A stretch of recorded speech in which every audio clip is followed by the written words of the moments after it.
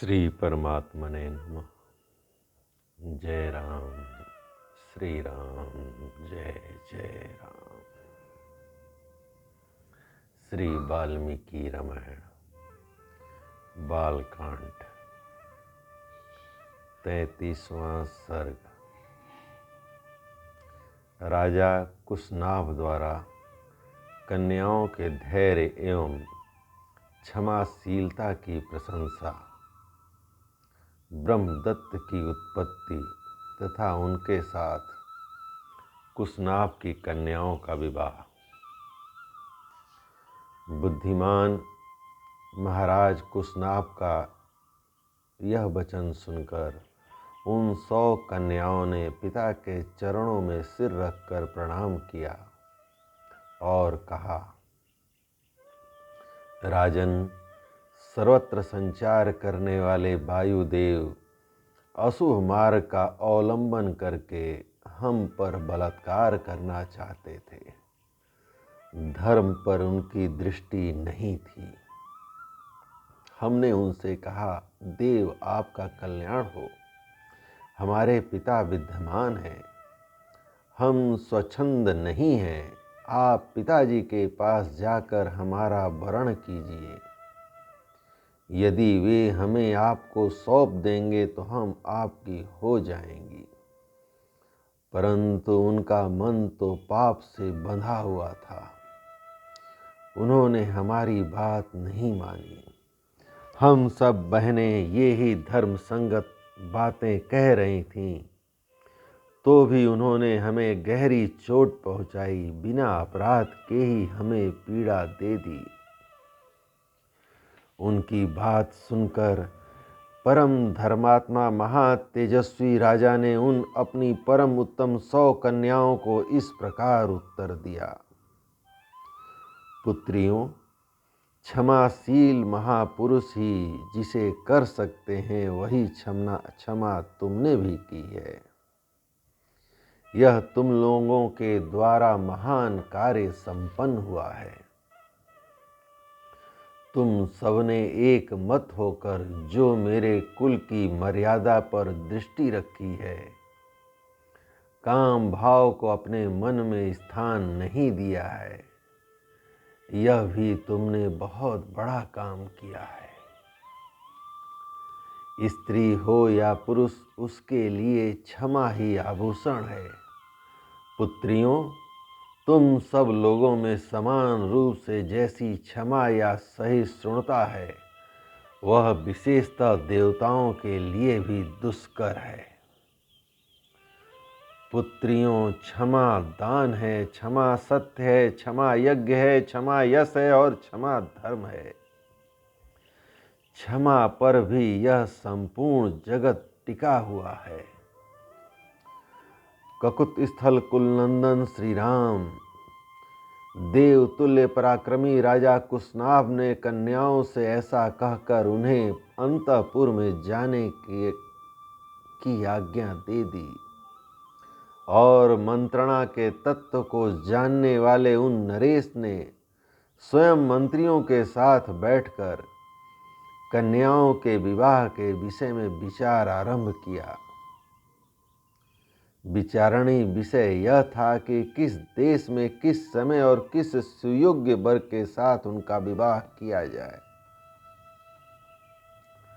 उन्हीं दिनों चूली नाम से प्रसिद्ध एक महातेजस्वी सदाचारी एवं ऊर्ध्वरेता मुनि वेदोक्त तप का अनुष्ठान कर रहे थे। वे ब्रह्म चिंतन रूप तपस्या में संलग्न थे। श्री राम तुम्हारा भला हो, उस समय एक गंधर्व कुमारी वहां रहकर उन तपस्वी मुनि की उपासना, अनुग्रह की इच्छा सेवा से करती थी। उसका नाम था सोमदा। वह उर्मिला की पुत्री थी। वह प्रतिदिन मुनि को प्रणाम करके उनकी सेवा में लगी रहती थी तथा धर्म में स्थित रहकर समय समय पर सेवा के लिए उपस्थित होती थी। इससे उसके ऊपर वे गौरवशाली मुनि बहुत संतुष्ट हुए। रघुनंदन शुभ समय आने पर चूली ने उस गंधर्व कन्या से कहा, सुबह तुम्हारा कल्याण हो, मैं तुम पर बहुत संतुष्ट हूँ, बोलो तुम्हारा कौन सा प्रिय कार्य सिद्ध करूं। मुनि को संतुष्ट जानकर गंधर्व कन्या बहुत प्रसन्न हुई। वह बोलने की कला जानती थी। उसने वाणी के मर्मज्ञ मुनि से मधुर स्वर में इस प्रकार कहा, महर्षि, आप ब्राह्मी संपत्ति ब्रह्म तेज से संपन्न होकर ब्रह्म स्वरूप हो गए हैं। अतएव आप महान तपस्वी हैं। मैं आपसे ब्रह्म तप, ब्रह्म ज्ञान एवं वेदोक्त तप से युक्त धर्मात्मा पुत्र प्राप्त करना चाहती हूँ। मुने आपका भला हो, मेरे कोई पति नहीं है। मैं न तो किसी की पत्नी हुई हूँ और न आगे होऊंगी। आपकी सेवा में आई हूँ। आप अपने ब्राह्य बल से मुझे पुत्र प्रदान करें। आप अपने तपः शक्ति से मुझे पुत्र प्रदान करें। उस गंधर्व कन्या की सेवा से संतुष्ट हुए उस ब्रह्मर्षि चुली ने उसे परम उत्तम ब्रह्म तप से संपन्न पुत्र प्रदान किया। वह उनके मानसिक संकल्प से प्रकट मानस पुत्र था। उसका नाम ब्रह्मदत्त हुआ। कुशनाभ के यहाँ जब कन्याओं के विवाह का विचार चल रहा था, उस समय राजा ब्रह्मदत्त उत्तम लक्ष्मी से संपन्न हो कामपिल्या नामक नगरी में उसी तरह निवास करते थे जैसे स्वर्ग की अमरावतीपुरी में देवराज इंद्र। कुगुत स्थल कुलभूषण श्री राम। तब परम धर्मात्मा राजा कुशनाभ ने ब्रह्मदत्त के साथ अपनी 100 कन्याओं को ब्याह देने का निश्चय किया। महातेजस्वी भूपाल राजा कुशनाभ ने ब्रह्मदत्त को बुलाकर अत्यंत प्रसन्न चित्त से उन्हें अपनी 100 कन्याएं सौंप दी। रघुनंदन, उस समय देवराज इंद्र के समान तेजस्वी पृथ्वीपति ब्रह्मदत्त ने क्रमशः उन सभी कन्याओं का पाणी ग्रहण किया। विवाह काल में उन कन्याओं के हाथों का ब्रह्मदत्त के हाथ से स्पर्श होते ही वे सब की सब कन्याएं कुब्ज तत्व दोष से रहित, निरोग तथा उत्तम शोभा से संपन्न प्रतीत होने लगीं। बात रोग के रूप में आए हुए वायुदेव ने उन कन्याओं को छोड़ दिया। यह देख पृथ्वीपति राजा कुशनाभ बड़े प्रसन्न हुए और बारंबार हर्ष का अनुभव करने लगे। भूपाल राजा ब्रह्मदत्त का विवाह कार्य संपन्न हो जाने पर महाराज कुशनाभ ने उन्हें पत्नियों तथा पुरोहितों सहित आदर पूर्वक विदा किया। विवाह संबंध को देखकर अपनी उन पुत्र वधुओं का यथोचित रूप से अभिनंदन किया। गंधर्वी सोमदा ने अपने पुत्र को तथा उसके योग्य विवाह संबंध को देखकर अपनी उन पुत्र वधुओं का यथोचित रूप से अभिनंदन किया। उसने एक एक करके उन सभी राजकन्याओं को हृदय से लगाया और महाराज कुशनाभ की सराहना करके वहां से प्रस्थान किया। इस प्रकार श्री वाल्मीकि निर्मित आर्ष रामायण आदि काव्य के बालकांड का 33वां सर्ग प्रभु श्री राम की कृपा से पूर्ण हुआ।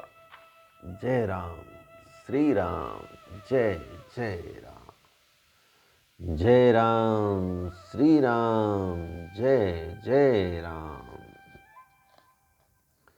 हे रघुनंदन, गाधी की उत्पत्ति, कौशिकी की प्रशंसा, विश्वामित्र जी का कथा बंद करके आधी रात का वर्णन करते हुए सबको सोने की आज्ञा देकर शयन करना। रघुनंदन विवाह करके जब राजा ब्रह्मदत्त चले गए, तब पुत्रहीन महाराज कुशनाभ ने श्रेष्ठ पुत्र की प्राप्ति के लिए पुत्रेष्टि यज्ञ का अनुष्ठान किया। उस यज्ञ के होते समय परम उदार ब्रह्म कुमार महाराज कुशनाभ ने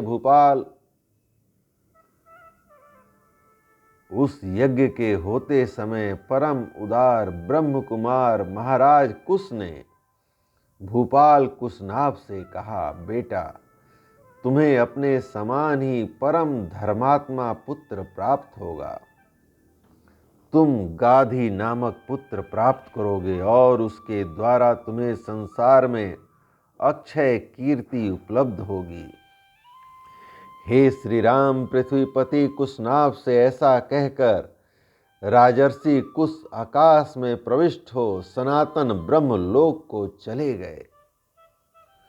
कुछ काल के पश्चात बुद्धिमान राजा कुशनाभ के यहाँ परम धर्मात्मा गाधी नामक पुत्र का जन्म हुआ।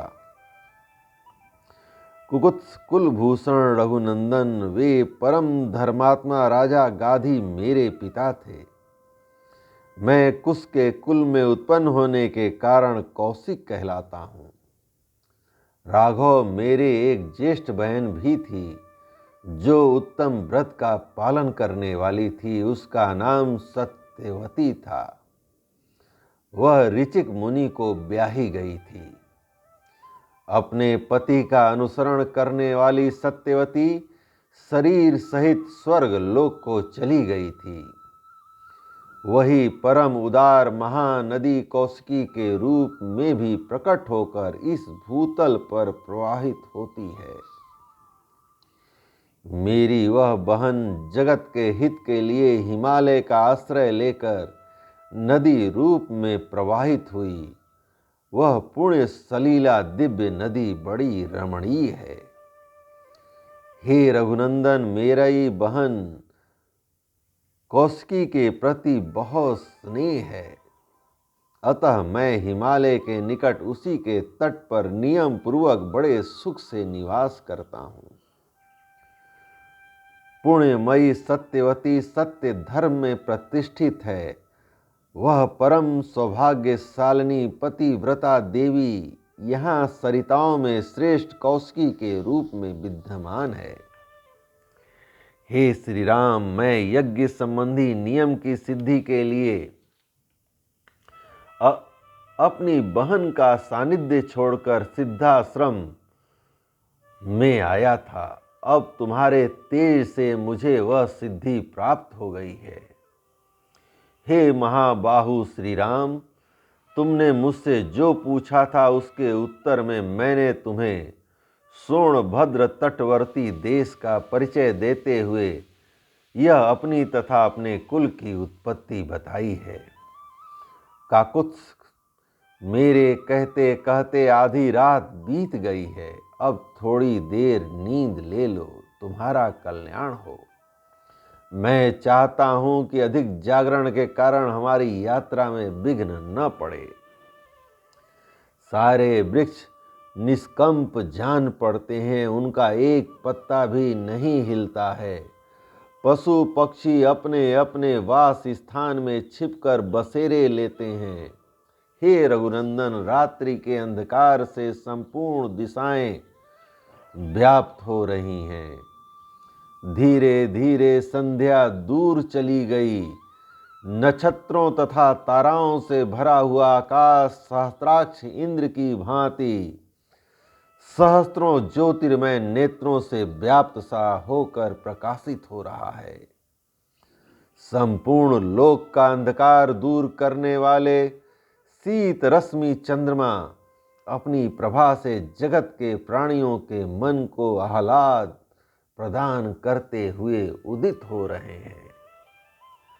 रात में विचरने वाले समस्त प्राणी, यक्ष राक्षसों के समुदाय तथा भयंकर पिशाच इधर उधर विचर रहे हैं। ऐसा कहकर महातेजस्वी महामुनि विश्वामित्र चुप हो गए। उस समय सभी मुनियों ने साधुवाद देकर विश्वामित्र जी की भूरी भूरी प्रशंसा की। कुश पुत्रों का यह वंश सदा ही महान धर्म परायण रहा है। कुश वंशी महात्मा श्रेष्ठ मानव ब्रह्मा जी के समान तेजस्वी हुए हैं। महायशस्वी विश्वामित्र जी अपने वंश में सबसे बड़े महात्मा आप ही हैं तथा सरिताओं में श्रेष्ठ कौशिकी भी आपके कुल की कीर्ति को प्रकाशित करने वाली है। इस प्रकार आनंद मग्न हुए उन मुनिवरों द्वारा प्रशंसित श्रीमान कौशिक मुनि अस्त हुए सूर्य की भांति नींद लेने लगे। यह कथा सुनकर लक्ष्मण सहित श्री राम को भी कुछ विस्मय हो आया। वे भी मुनि श्रेष्ठ विश्वामित्र की सराहना करके नींद लेने लगे। इस प्रकार वाल्मीकि निर्मित आर्ष रामायण आदि काव्य के बालकांड का 34वां सर्ग प्रभु श्री राम की कृपा से पूर्ण हुआ। जय राम श्री राम, जय जय राम, जय जय राम।